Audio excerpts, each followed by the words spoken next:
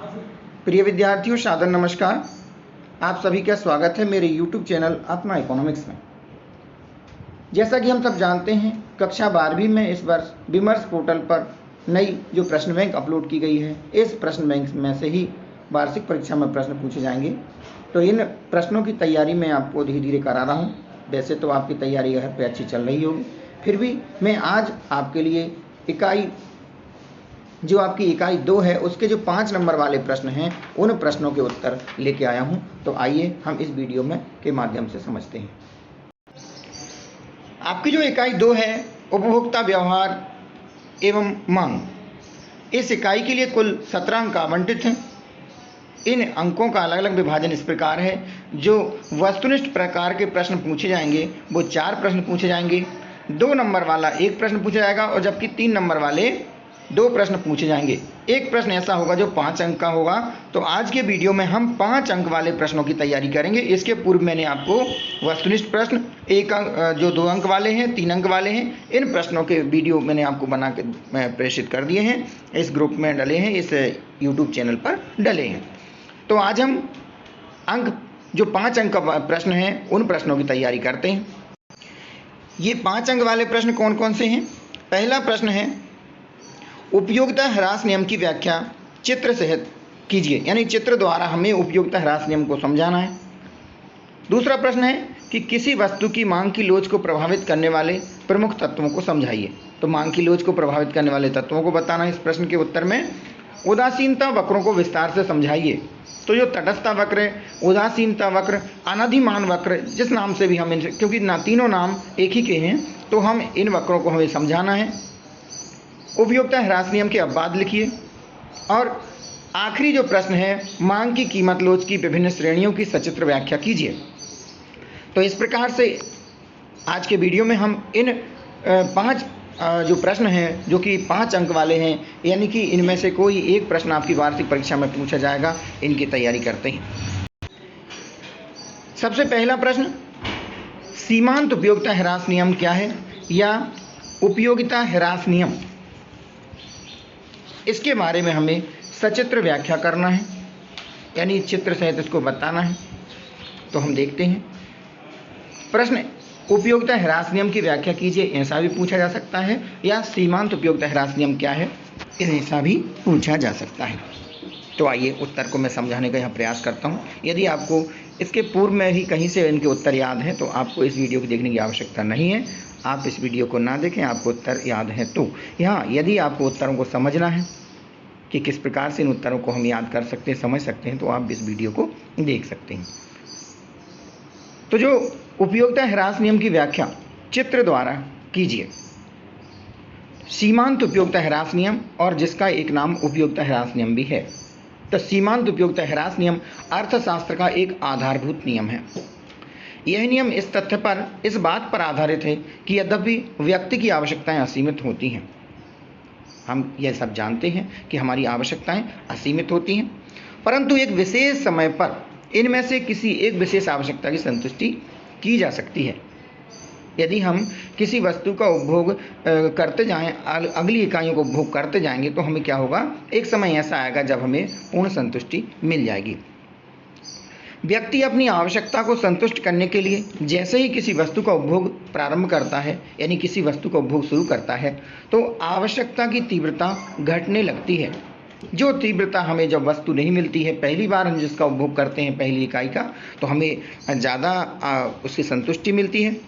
वस्तु जिसका उपभोग किया जाता है वह धीरे धीरे कम उपयोगी होती जाती है, और अंत में ऐसी स्थिति आती है जब व्यक्ति को वस्तु विशेष के उपभोग से कोई उपयोगिता नहीं मिलती है। यदि उपभोग का क्रम निरंतर, यानी हम लगातार उस वस्तु का उपभोग जारी रखते हैं, उसका जो उपभोग का क्रम है निरंतर चलता रहता है, तो उपभोक्ता को वस्तु से अरुचि हो जाती है।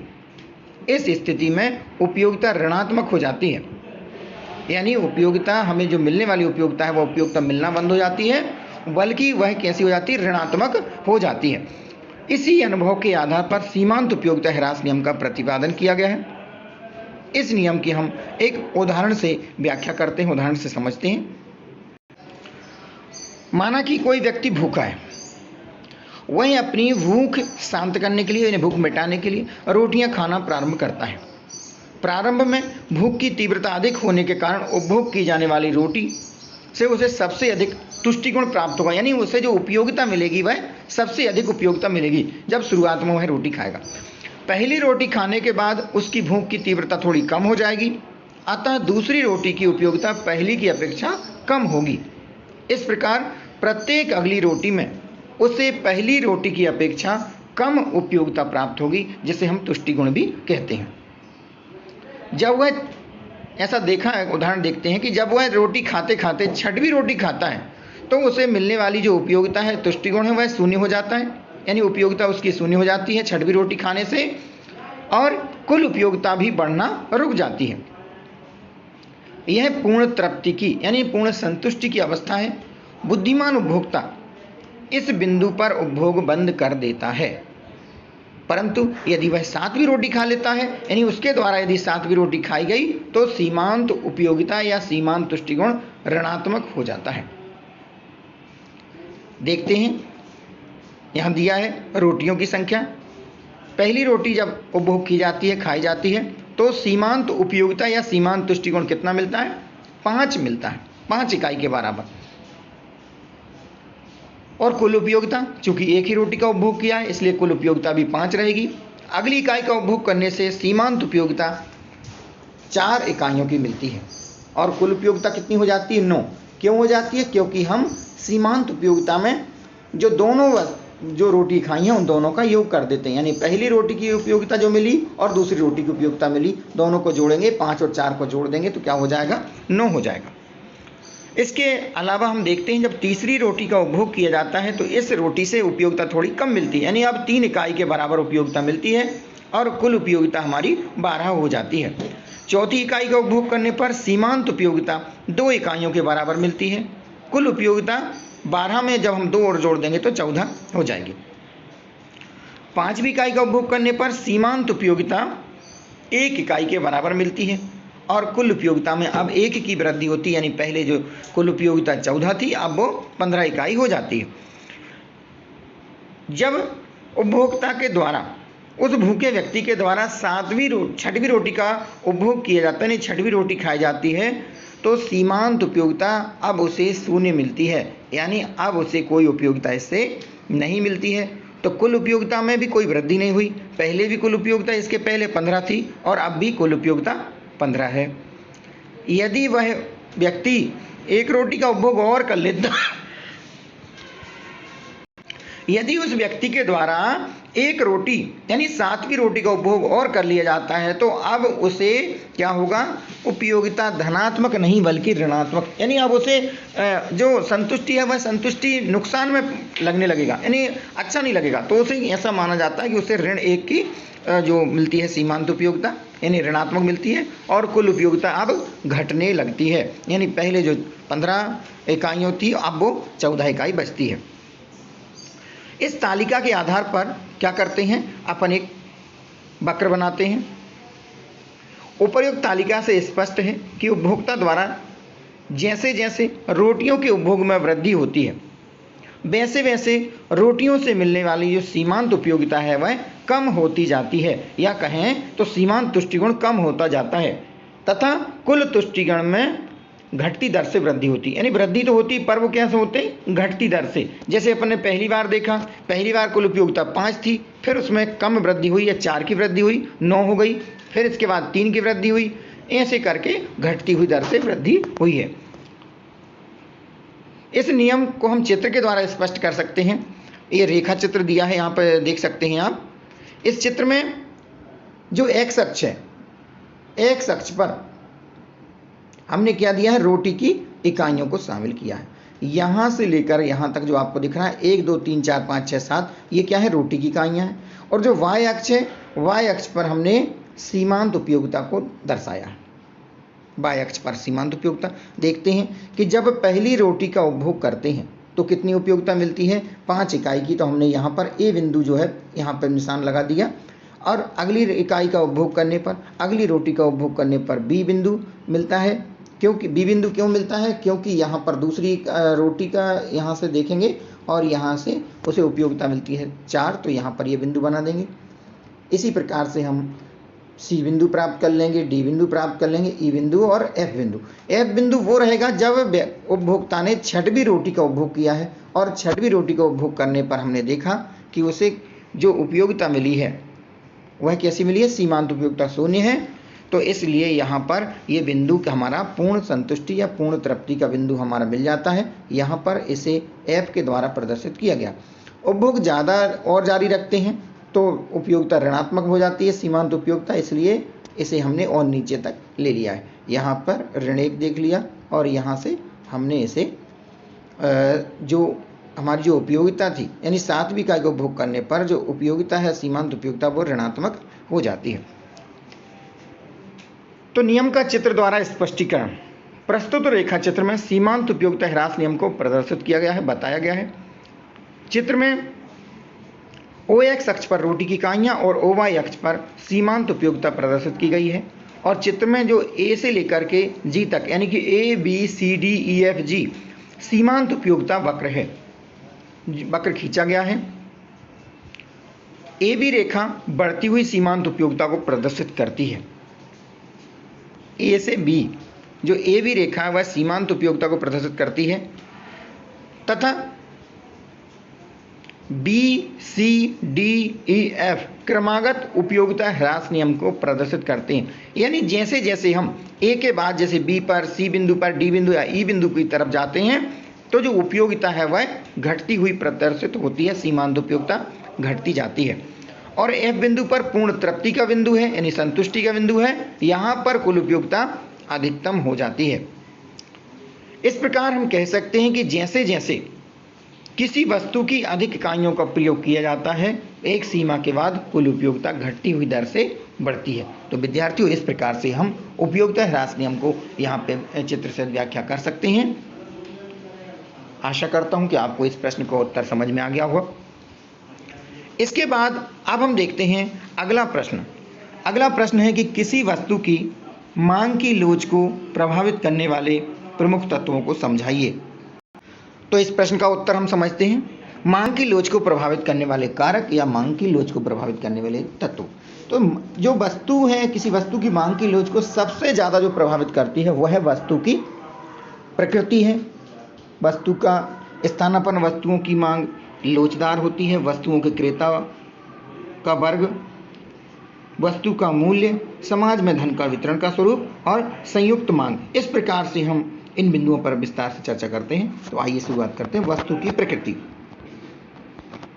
किसी वस्तु की मांग की लोच बहुत कुछ उसकी प्रकृति पर निर्भर करती है। जैसे हम जानते हैं कि साधारणतः अनिवार्य वस्तुओं की मांग की लोच बेलोच होती है। जो अनिवार्य वस्तु होती हैं, जरूरी वस्तुएं होती हैं, उनकी मांग कैसी होती है, बेलोच होती है, क्योंकि उनका क्रय करना उपभोक्ता के लिए अनिवार्य होता है, जरूरी होता है। जबकि विलासिता की वस्तुओं की मांग अत्यधिक लोचदार होती है। आरामदायक जो वस्तुएं रहती हैं उनकी मांग साधारण लोचदार होती है। तो इस प्रकार से हम वस्तु की प्रकृति भी मांग की लोच को प्रभावित करती है, इसके बारे में हम बता सकते हैं। अगला है वस्तुओं के क्रेता का वर्ग। वस्तुओं की मांग की लोच क्रेता वर्ग पर भी निर्भर करती है।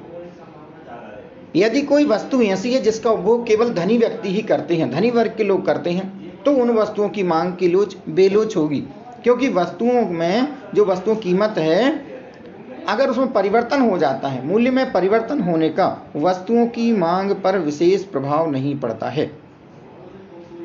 यानी कि अगर कोई जो धनी वर्ग है उस पर वस्तुओं की कीमत वृद्धि का कोई विशेष फर्क या विशेष प्रभाव नहीं पड़ता है। यदि वस्तु ऐसी है जिसका उपभोग केवल निर्धन वर्ग करता है या गरीब वर्ग करता है, तो उन वस्तुओं की मांग की लोच अधिक लोचदार होगी, क्योंकि कीमत में परिवर्तन होने पर उनकी मांग में बहुत अधिक परिवर्तन हो जाएगा। तो इस प्रकार से क्रेता वर्ग के बारे में हम बता सकते हैं। अगला है स्थानापन्न वस्तुओं की मांग लोचदार होती है। उन वस्तुओं की मांग जिनके स्थान पर अपेक्षाकृत अन्य सस्ती वस्तुओं का उपयोग किया जा सकता है अधिक लोचदार होती हैं। यानी जिन वस्तुओं की बाजार में स्थानापन्न वस्तुएं मिल जाती हैं उनकी मांग कैसी होती है, लोचदार होती है। बाजार में प्रायः एक ही, जैसे बताया है कि बाजार में प्रायः एक ही मूल्य पर कई प्रकार के नहाने के साबुन मिलते हैं। मान लीजिए लक्स साबुन का मूल्य बढ़ जाता है तो उसके स्थान पर अन्य साबुनों का प्रयोग शुरू कर देंगे, जिससे क्या होगा, लक्स साबुन की मांग एकदम कम हो जाएगी। इस प्रकार से हम कह सकते हैं कि जो स्थानापन्न वस्तुएं होती हैं उनकी मांग लोचदार होती है। अगला तत्व है, अगला कारक है वस्तु का मूल्य। मांग की लोच को वस्तु के मूल्य पर निर्भर करती है। मांग की लोच प्रभावित होती है। जिन वस्तुओं का मूल्य अधिक होता है उनकी मांग कम लोचदार होती है। जो वस्तुएं ज़्यादा महंगी होती हैं, जिन वस्तुओं का मूल्य अधिक होता है उनकी मांग अधिक लोचदार होती है। इस बात को पुनः दोहराता हूं कि मांग की लोच वस्तु के मूल्य पर निर्भर करती है। जिन वस्तुओं का मूल्य अधिक होता है उनकी मांग कम लोचदार होती है। जिन वस्तुओं की कीमत बहुत कम होती है इनकी मांग कम लोचदार या बेलोचदार होती है।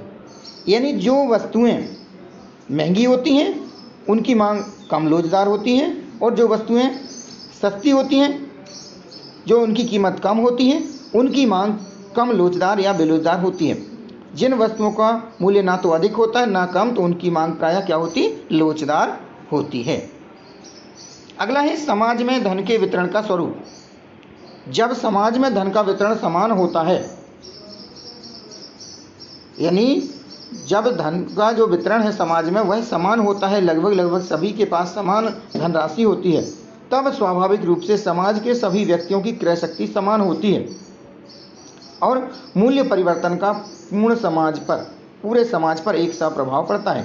लेकिन जब समाज में धन का वितरण असमान होता है तो मांग की मूल्य सापेक्षता नहीं के बराबर होती है, यानी मांग की लोच बहुत कम होती है। ऐसी अवस्था में कुल व्यक्तियों की क्रय शक्ति तो अत्यधिक होती है और कुछ व्यक्तियों की बहुत कम, अतः मूल्य परिवर्तन का सब पर एक सा प्रभाव नहीं पड़ता है। इसलिए हम कह सकते हैं कि समाज के में जो धन का वितरण का स्वरूप है यह भी मांग की लोच को प्रभावित करता है। अगला बिंदु है संयुक्त मांग।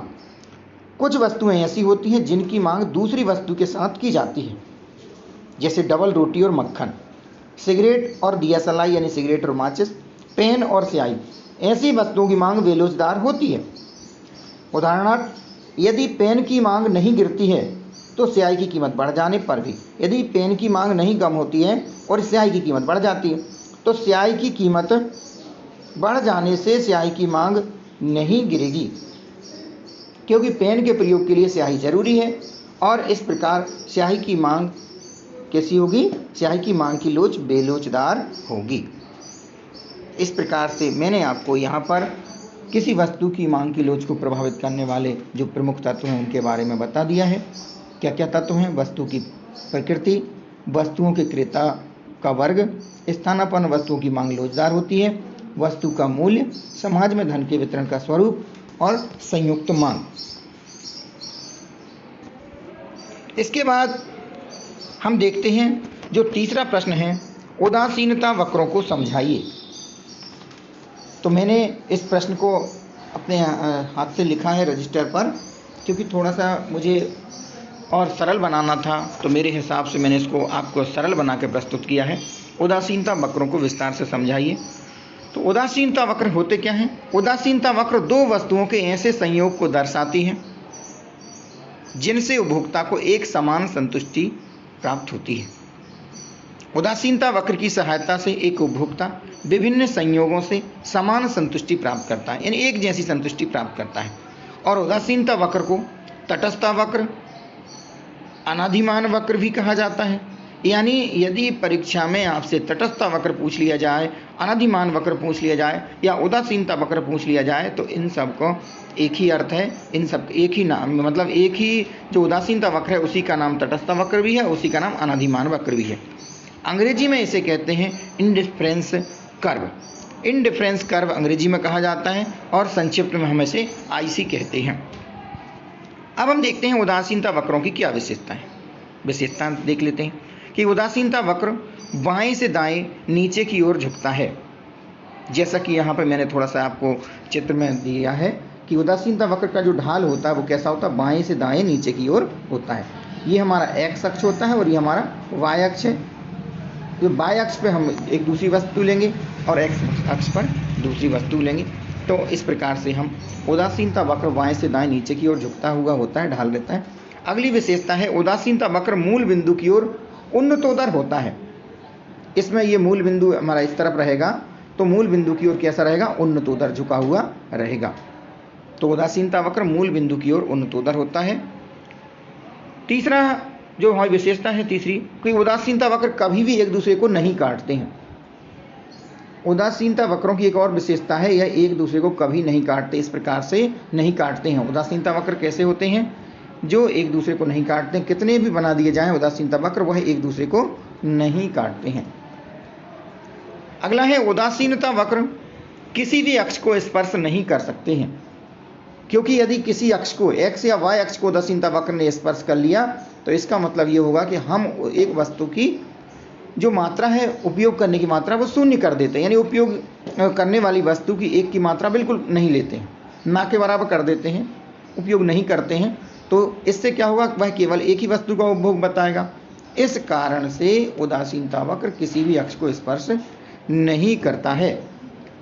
अगली विशेषता है उदासीनता वक्र दो वस्तुओं के संयोग पर ही बन सकता है। अगर वस्तु एक होगी तो उदासीनता वक्र नहीं बनेगा, इसलिए उदासीनता वक्र के लिए दो वस्तुओं का होना जरूरी है। तो उदासीनता वक्र दो वस्तुओं के संयोग पर बनता है। इस प्रकार से हमने उदासीनता वक्र की विशेषताएं देख ली। अब हम देखते हैं उदासीनता वक्र विश्लेषण की मान्यताएं, कि क्या मान्यताएं हैं इस विश्लेषण की। तो पहली मान्यता है कि उपभोक्ता का व्यवहार विवेकपूर्ण होता है। यानी उपभोक्ता एक विवेकशील प्राणी है। वह यह समझता है कि मुझे अलग अलग जो वस्तुओं का उपभोग करना है तो वह कैसे संयोग बनाए और कौन सा संयोग उसे अच्छा, जो ज़्यादा उपयोगिता देगा। इसलिए हम कह सकेंगे कि इसकी पहली मान्यता है उपभोक्ता का व्यवहार विवेकपूर्ण होता है। अगली है कि सभी वस्तुएं एक रूप या समरूप यानी कि एक रूप और विभाजनीय होती हैं। सभी वस्तुओं को जो आकार है वह एक रूप है और उन्हें विभाजित किया जा सकता है। तीसरी मान्यता है कि इस विश्लेषण में मान लिया जाता है कि एक उपभोक्ता विभिन्न संयोगों से मिलने वाली उपयोगिता की तुलना कर सकता है, क्योंकि हमने पहले ही देखा कि उपभोक्ता क्या है, विवेकपूर्ण प्राणी होता है, विवेकपूर्ण होता है उसका व्यवहार। इस विश्लेषण में मान लिया जाता है एक उपभोक्ता विभिन्न संयोगों से, जो अलग अलग संयोग हैं, उनसे मिलने वाली उपयोगिता की तुलना कर सकता है। अगली मान्यता है कि उपभोक्ता की आय निश्चित होती है। और आगे हम देखते हैं कि उपभोक्ता दो वस्तुएं x और y का उपभोग करता है और इनकी कीमत भी स्थिर होती है। इस प्रकार से हमने उदासीनता वक्र विश्लेषण की मान्यताएं देख ली। अब इसमें हम एक थोड़ा सा उदाहरण देके समझा सकते हैं, उदाहरण द्वारा स्पष्टीकरण कर सकते हैं। माना कि उपभोक्ता संतरे, जिसे हम y के माध्यम से प्रदर्शित कर रहे हैं, और सेब जो x के माध्यम से प्रदर्शित करेंगे, तो संतरे और सेब का उपभोग करना चाहता है। तो नीचे दी गई तालिका में संतरे और सेब की विभिन्न संयोग दिए गए हैं, जिनसे उपभोक्ता को समान संतुष्टि प्राप्त होती है। पहला संयोग ये है कि सेब की संख्या कितनी ली गई है, एक सेब ले लिया है, और पहले संयोग ये संयोग है उसमें सेब की 1 इकाई और संतरे की 5 इकाई, जबकि अगला संयोग सेब की 2 इकाइयाँ और संतरे की 3 इकाइयाँ, और संयोग तीसरा है जिसमें सेब की 3 इकाइयाँ और संतरे की 2 इकाइयाँ। आप इन अंकों को कम ज़्यादा भी कर सकते हैं, पर इतना ध्यान रखना, यदि हम सेब की संख्या बढ़ाएंगे तो हमें संतरे की संख्या को कम करना होगा। यानी एक वस्तु की जब हम संख्या बढ़ाएंगे, मात्रा बढ़ाएंगे, तो दूसरे वस्तु की मात्रा कम होती जाएगी।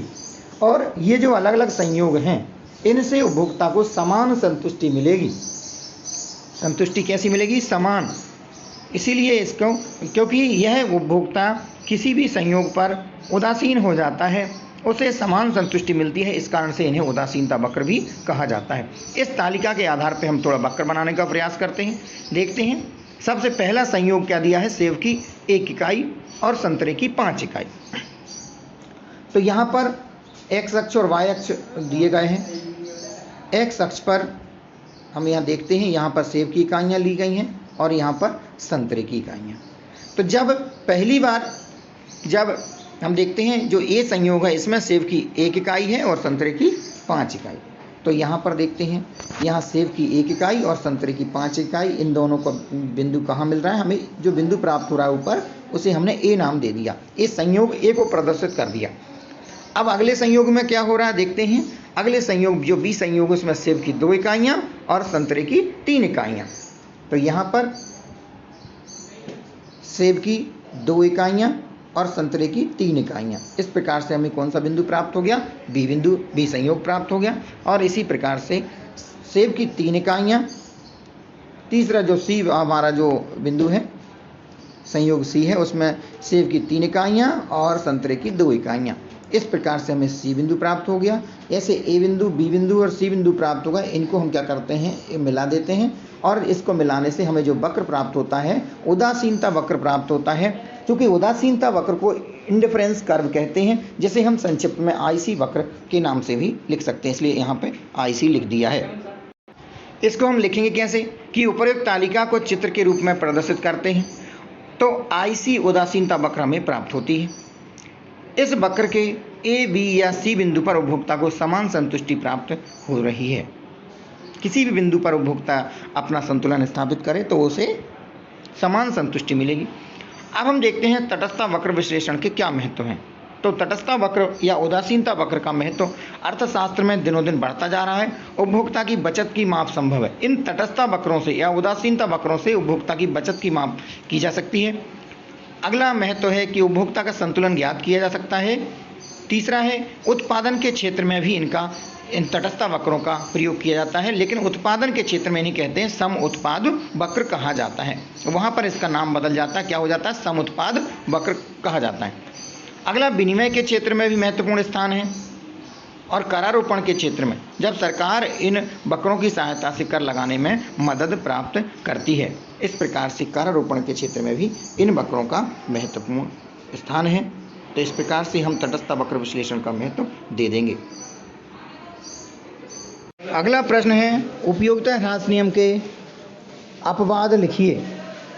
उपयोगिता ह्रास नियम के अपवाद। तो उपयोगिता ह्रास नियम के अपवाद निम्नलिखित हैं। यह नियम यानी कहाँ कहाँ लागू नहीं होता, किन जगह पर लागू नहीं होता, ये बताना है। तो दुर्लभ एवं अप्राप्य वस्तुओं के संग्रह पर लागू न होना। दुर्लभ एवं अप्राप्य वस्तुओं के संग्रह पर उपयोगिता ह्रास नियम लागू नहीं होता है, क्योंकि इन वस्तुओं के उत्तरोत्तर इकाइयों से अधिक उपयोगिता का अनुभव होता है। जैसे कहीं हमें कोई दुर्लभ किसी लोगों को सिक्के इकट्ठे करने का शौक़ रहता है, तो दुर्लभ सिक्के यदि हमें कई वर्षों पुराना 100 साल, 150 साल, 200 साल पुराना कोई सिक्का मिलता है तो हमें उससे ऐसे से कभी हमें उपयोगिता घटती हुई प्राप्त नहीं होती है। तो हम बताएंगे कि दुर्लभ एवं अप्राप्य वस्तुओं के संग्रह पर यह नियम लागू नहीं होता। अगला है मादक पदार्थों के उपभोग में इस नियम का लागू न होना। कोई व्यक्ति शराब का उपभोग करता है तो उसे हर एक प्याले से प्राप्त होने वाली उपयोगिता घटती नहीं है, बल्कि कैसी हो जाती, बढ़ती जाती है। वही एक के बाद एक नए प्याले की शराब पीने की इच्छा करता है। इसलिए हम कह सकते हैं कि मादक पदार्थों के उपभोग में यह नियम लागू नहीं होता। अगला है वस्तु की छोटी छोटी इकाइयों पर, यानी कि वस्तु की छोटी इकाइयों पर नियम लागू नहीं होता है। यदि उपभोग की जाने वाली वस्तु की इकाइयाँ अत्यंत छोटी हों तो लगातार इकाइयों के प्रयोग से, व्यवहार से उपयोगिता अधिक ही मिलेगी। जैसे किसी प्यासे को हम एक एक चम्मच पानी पिलाएं तो क्या होगा, ऐसी स्थिति में दूसरे और तीसरे चम्मच से प्यासे को प्राप्त होने वाली उपयोगिता क्रमशः बढ़ती जाती है। यानी यहाँ पर वह उपयोगिता ह्रास नियम लागू नहीं होता है। अगला है मुद्रा के संचय पर यह नियम लागू नहीं होता है। हम जानते हैं कि जैसे जैसे व्यक्ति के पास धन आता जाता है वह उसे और अधिक प्राप्त करना चाहता है, अतः मुद्रा के संचय में, मुद्रा के इकट्ठे करने में उपयोगिता ह्रास नियम लागू नहीं होता है। अगला अपवाद है मधुर कविता या गीत को सुनने में यह नियम लागू नहीं होता। सुंदर कविता को या गीत को बार बार सुनने की से उपयोगिता घटती नहीं है, बल्कि उपयोगिता उसकी बढ़ती जाती है। इस प्रकार कहा जा सकता है कि मधुर कविता या गीत को सुनने पर उपयोगिता ह्रास नियम लागू नहीं होता। तो इस प्रकार से हमने देखा कि उपयोगिता ह्रास नियम लागू नहीं होता। कौन कौन से कारण हैं, किन किन जो अपवाद हैं। दुर्लभ एवं अप्राप्य वस्तुओं के संग्रह पर नियम लागू नहीं होता है। मादक पदार्थों के उपभोग में इस नियम का लागू नहीं होता है। वस्तु की जब इकाइयाँ छोटी छोटी होती हैं उन पर लागू नहीं होता है। मुद्रा के संचय में यह नियम लागू नहीं होता है और मधुर कविता या गीत को सुनने में यह नियम लागू नहीं होता है। इसके बाद हम देखते हैं पांचवा प्रश्न, जो कि इन प्रश्नों में यानी जो दीर्घोत्तरीय प्रश्न है इनमें अंतिम प्रश्न है कि मांग की कीमत लोच के प्रकार बताइए। मांग की कीमत लोच हम जानते हैं कितने प्रकार की होती है, 5 प्रकार की होती है। इसके प्रकार देखते हैं। सबसे पहला है पूर्णतः लोचदार मांग। किसी वस्तु के मूल्य में कोई परिवर्तन ना हो पर वस्तु की मांग में भारी परिवर्तन हो जाए, यानी उसकी कीमत में परिवर्तन नहीं हो और उसकी मांग में भारी परिवर्तन हो जाए, तो ऐसी वस्तु की मांग को पूर्णतः लोचदार मांग कहते हैं। पूर्णतः लोचदार मांग कहते हैं। अतः मांग की लोच कैसी होती है? अनंत होती है। जैसे वस्तु की कीमत में कोई परिवर्तन नहीं हुआ है लेकिन उसकी मांग में 10% की वृद्धि या 10% की कमी हो गई, तो मांग की लोच का गणितीय माप जो परिणाम है वह अनंत होगा। तो पहली हो गई पूर्णतः लोचदार मांग। और हमारे इस प्रश्न में क्या है, सचित्र व्याख्या के बारे में बताया, यानी चित्र सहित व्याख्या करना है। तो आइए हम इसका चित्र देखते हैं। यहाँ पर हमें जो चित्र दिखाई दे रहा है, यहाँ पर जो OX अक्ष है, OX अक्ष पर हमें क्या है, मांगी गई मात्रा को दिखाया गया है और यहाँ पर वस्तु की कीमत को बताया गया है। हम देखते हैं जब वस्तु की कीमत 2 रुपये है तो उसकी मांगी जाने वाली जो इकाइयाँ हैं वो 2 हैं। कीमत में कोई परिवर्तन नहीं हुआ और क्या हो गया, उसकी मांगी गई मात्रा 4 हो गई है। इस प्रकार से वस्तु की मांगी जाने वाली मात्रा में वृद्धि हो जाती है या कमी भी हो सकती है, लेकिन कीमत में कोई परिवर्तन नहीं होता है। तो इस प्रकार की जो कीमत लोच है वह कौन सी कहलाएगी? पूर्णतः लोचदार मांग। एक बार और दोहरा देता हूँ, चित्र को आपने देख लिया है कि किसी वस्तु के मूल्य में कोई परिवर्तन ना होने पर भी उसके मूल्य में, हम यहाँ देखते हैं जो OY अक्ष है इसमें जो मूल्य है वह 2 रुपये बताया गया है, 2 इकाई बताया गया है। इसके मूल्य में परिवर्तन ना होने पर भी उसकी मांग में परिवर्तन हो जाता है, तो ऐसी मांग की लोच होती है पूर्णतः लोचदार मांग। अगला प्रकार है अधिक लोचदार मांग। जब किसी वस्तु की मांगी गई मात्रा में परिवर्तन उसके मूल्य में परिवर्तन की तुलना में अधिक अनुपात में होता है, यानी कि उसकी कीमत में कम परिवर्तन होता है और मांग में अधिक परिवर्तन हो जाता है, तब उस वस्तु की मांग की लोच अधिक लोचदार होती है। उदाहरण के लिए किसी वस्तु की कीमत में 10% की कमी आ जाए, तो हम जानते हैं जब वस्तु कीमत कम होती है तो क्या होता है, मांग बढ़ती है। तो 10% की कमी आने पर उसकी वस्तु की मांग 20% की वृद्धि हो जाए, तो ऐसी वस्तु की मांग की लोच अधिक लोचदार होती है। इसे हम चित्र कैसे बनाएंगे इसका? अभी हमने ऊपर जो चित्र बनाया था वो किसका बनाया था? पूर्णतः लोचदार का बनाया था। पूर्णतः लोचदार में हमारा OX अक्ष के समांतर हमारा जो मांग वक्र है, DD वक्र है, वह OX अक्ष के समांतर रहता है। इसके बाद अब हम जो अगला जो देख रहे हैं अधिक लोचदार, तो इसमें देखते हैं कि कीमत में कम परिवर्तन हुआ है और मांगी गई मात्रा में अधिक परिवर्तन हुआ है। आप देख सकते हैं यहाँ पर जो कीमत में जो परिवर्तन हुआ है वह यहाँ कम दिखाई दे रहा है, जबकि मांग की मात्रा में परिवर्तन अधिक दिखाई दे रहा है। हमें विस्तार से ज़्यादा लिखने की ज़रूरत नहीं है, यहाँ पर हम ऐसा चित्र बना के आ सकते हैं। X अक्ष पर हम मांगी गई मात्रा को और Y अक्ष पर हम कीमत को प्रदर्शित कर देंगे। इसके बाद अब हम देखते हैं मांग की लोच का अगला प्रकार, जो कि है लोचदार। लोचदार में क्या है, दोनों बराबर रहेंगे।